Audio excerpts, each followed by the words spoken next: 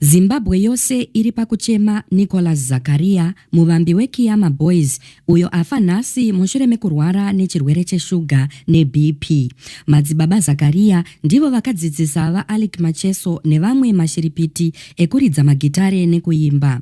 Muri yeZimbabwe ndinokuchingamidzai zvakare panonzi pano. Ndapota musakanganwawo kusubscribe, kufollowa nekulaikawo video rino, zvakare nekurishare. Izvi zvinobatsira kuti risvike kure kune hama neshamwari dzenyu dzisati dzariona. Zimbabwe iri kuchema zvikuru nhasi mushure mekunge muimbi wesungura uyo ane mukurumbira madzibaba Nicholas Zakaria, avo vanozivikanwa senior lecturer, vashaika ava nemakore 69 years okuberekwa.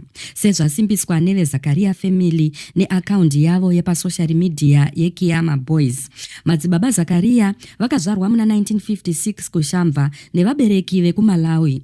Vakatanga basa ravo kuma 1970 semuimbi wemagitare nemapoka akaita seCosmic Dots neWestern Brothers. Vasati vatanga Kiyama Boys muna 1980. Vakatumidzwa zita rekuti senior lecturer nekuda kwekudzidzisa nyeredzi dzakadaisa Alick Macheso naSimon Mutambi.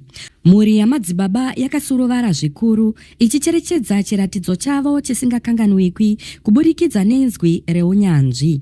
Utano hwamadzibaba Zakaria hwanga huchidzikira huchiderera kubva pakutanga kwegore ra2025 vachirwadziwa nechirwere cheshuga neBP.